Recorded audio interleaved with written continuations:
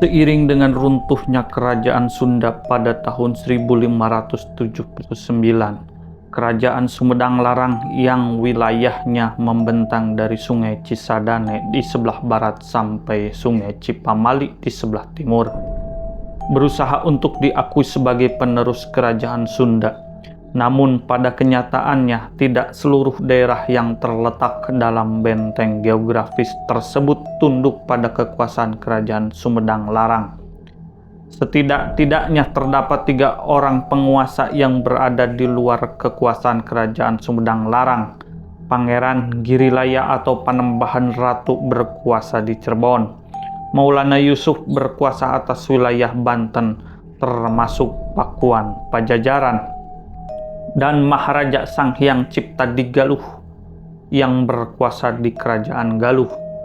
Kerajaan Galuh bukanlah sebuah kerajaan yang sama sekali baru berdiri di wilayah Tatar Sunda.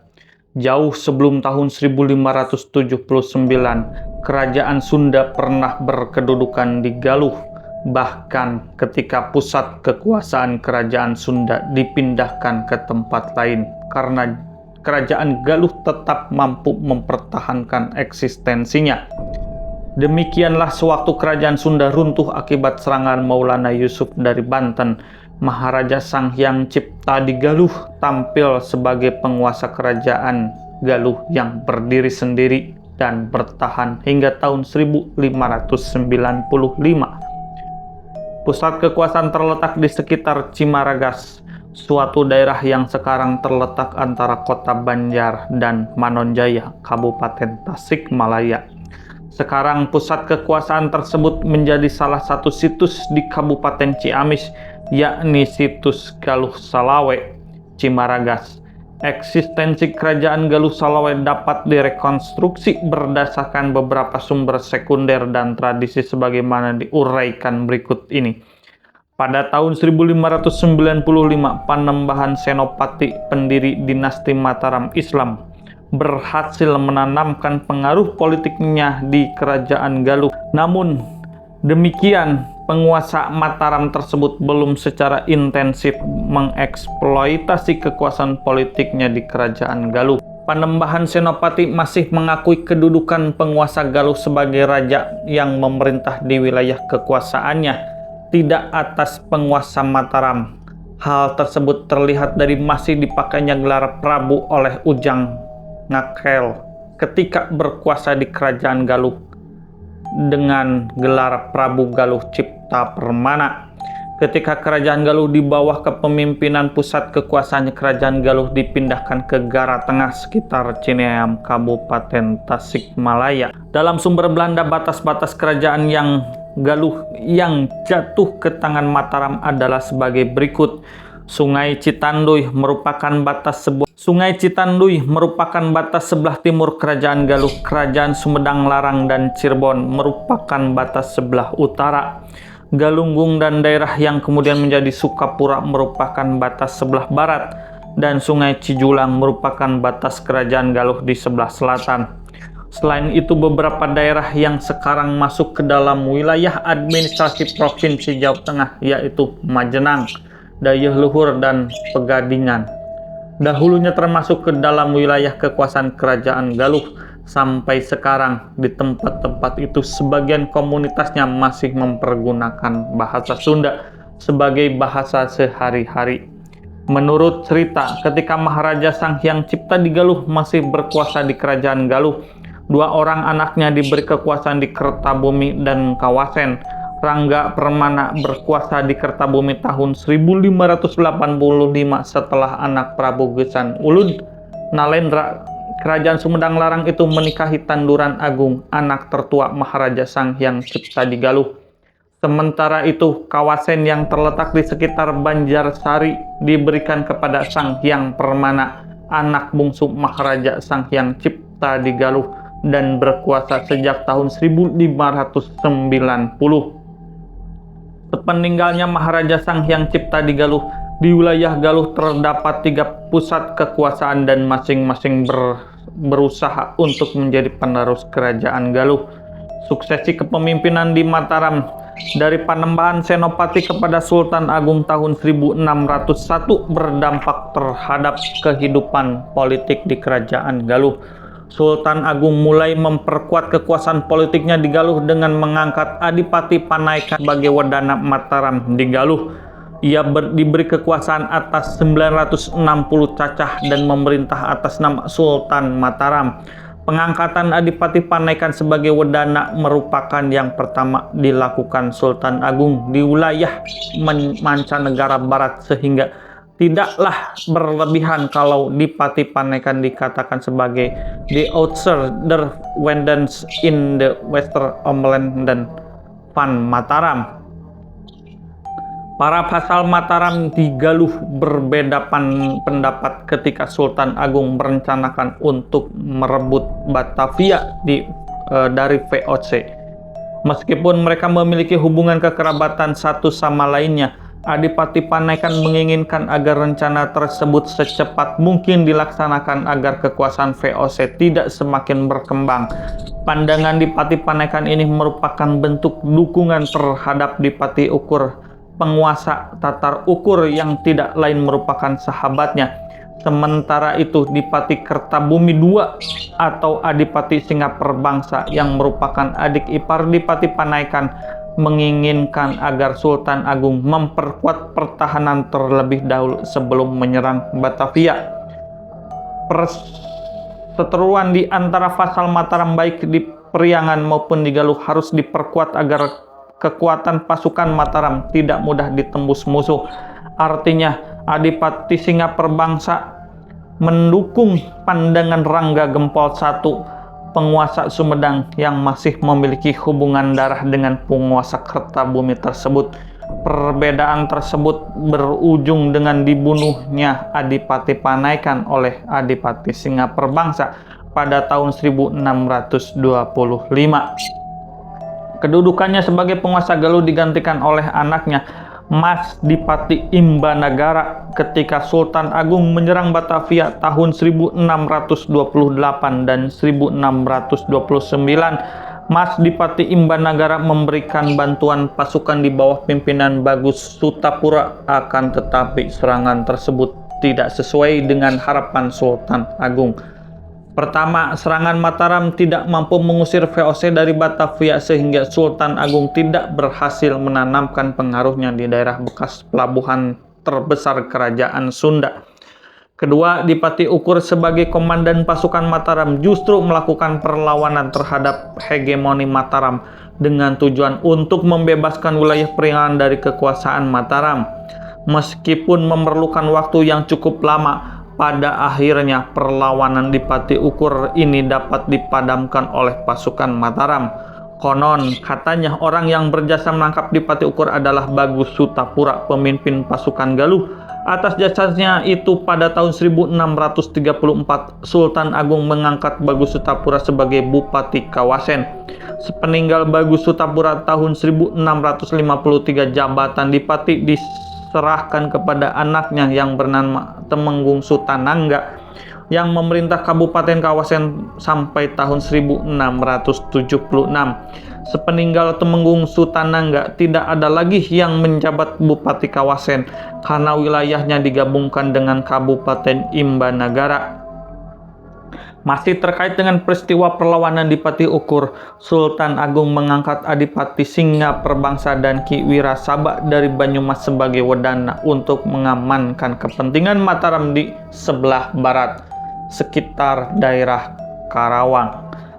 Pengangkatan keturunan Adipati Kertabumi tersebut terungkap dari sebuah surat yang ditunjukkan untuk Rangga Gede, Bupati Wedana Priangan. Isi suratnya itu adalah sebagai berikut.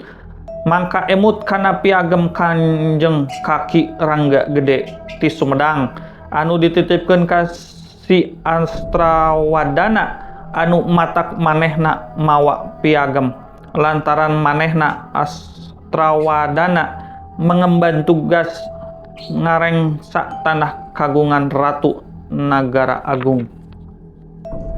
Eta kaprabon belah kulon diwatesan ku Cipamingkis jeung belah wetana ku Cilamaya.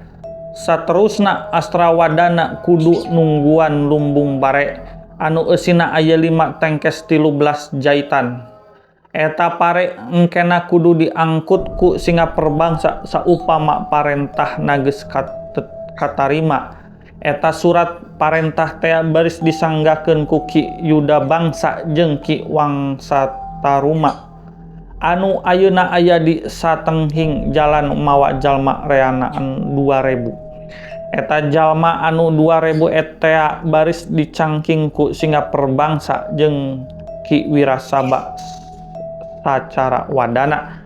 Duanana geus diangkat ku ratu upama surat angkatanana geus beunang marahnena dah diparenehkeun di Waringin Pitu jeung Tanjung Pura. Tugasna ngajaga nagara agung ti belah kulon. Bisi aya musuh. Ieu piagam ditulisna poe Rebo tanggal 10 Mulud tahun Alif anu nulisna anggap.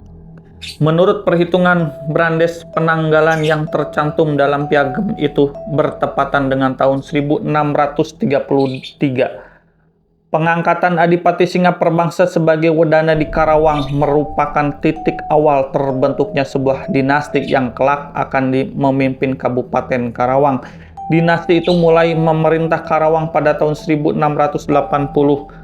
seiring dengan pengangkatan Panatayuda sebagai Bupati Karawang oleh VOC. Dengan pengangkatan Panatayuda sebagai Bupati Karawang oleh VOC dengan pengangkatan Panatayuda sebagai Bupati Karawang, di Kertabumi tidak ada lagi bupati.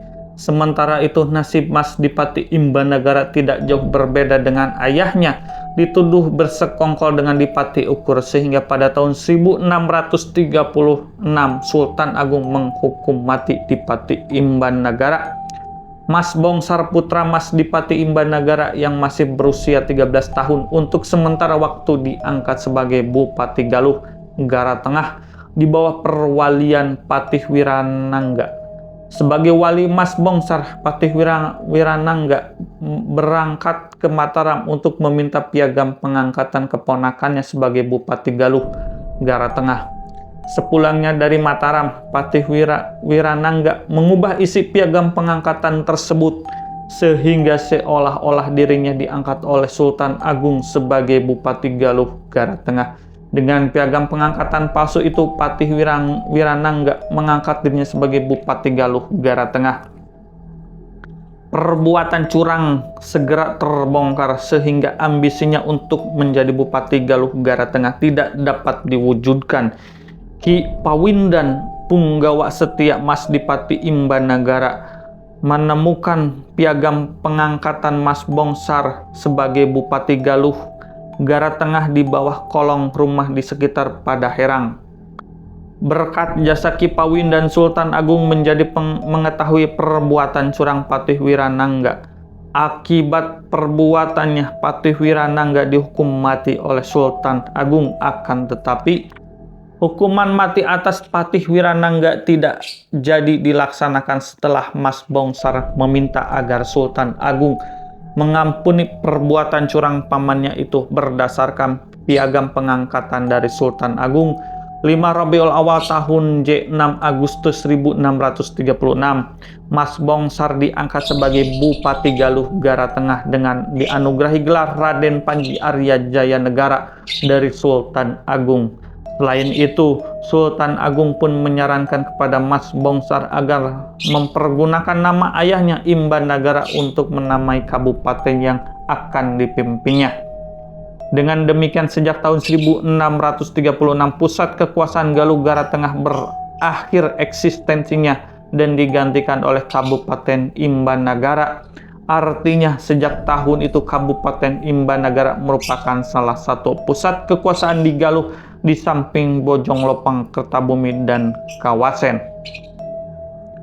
Persetujuan Sultan Agung membentuk Kabupaten Imbanagara merupakan rencana awal reorganisasi mancanegara Barat pasca perlawanan Dipati Ukur. Pada tahun 1641, reorganisasi tersebut menetapkan bahwa wilayah Priangan dipecah menjadi 4 kabupaten, yaitu Sumedang, Bandung, Parakan, Muncang, dan Sukapura. Sementara itu wilayah Galuh dipecah menjadi 5 kabupaten, yakni Imbanagara, Bojong Lopang, Utama, Kawasen, dan Banyumas. Tidak lama kemudian, kabupaten utama dilebur ke dalam wilayah Kabupaten Bojong Lopang. Pada tahun 1645, reorganisasi mancanegara barat dilanjutkan oleh Sunan Amangkurat I, pengganti Sultan Agung. Melalui reorganisasi ini, wilayah mancanegara barat dipecah menjadi 12 ajeg kabupaten, yaitu Sumedang, Bandung, Parakan Muncang, Sukapura, Karawang, Imbanagara, Kawasen, Wira, Sakace, Banyumas, Ayah, dan Banjar. Meskipun terjadi penciutan wilayah kekuasaan, tetapi pusat kekuasaan nama yakni Imbanagara, Kawasen, Galuh, dan Banjar masih tetap eksis, dan Imbanagara dipandang memiliki kedudukan yang lebih tinggi. Bagi RPA Jayanagara, Gara Tengah merupakan daerah yang memberikan kenangan buruk. Di tempat inilah kakek dan ayahnya terbunuh menjadi korban pertentangan politik di antara penguasa di Galuh. Meskipun mereka masih satu keturunan, oleh karena itu, untuk menghilangkan kenangan buruk tersebut, Raden Panji Arya Jayanagara dipindahkan ibu kota kabupaten ke Calincing. Tidak lama kemudian dipindahkan lagi ke Benderagara atau Panyingkiran. Pada akhirnya Raden Panji Arya Jayanagara menemukan tempat yang cocok untuk dijadikan sebagai ibu kota Kabupaten Imbanagara, yaitu Barunai. Pada 1410 tahun, Raden Panji Arya Jayanagara memindahkan ibu kota kabupaten ke Barunai, suatu daerah yang digambarkan tidak pernah kekurangan air dan dengan hamparan dataran yang begitu. Menurut Kesuma Sambada dan Raden Rahmat, penanggalan Mataram itu bertepatan dengan 12 Juni 1642. Di tempat inilah Raden Panji Arya Jayanagara memerintah Kabupaten Imbanagara selama 42 tahun. Demikian juga dengan para bupati penggantinya. Memerintah Kabupaten Imbanagara di daerah yang terletak antara Cikoneng dan kota Ciamis sekarang.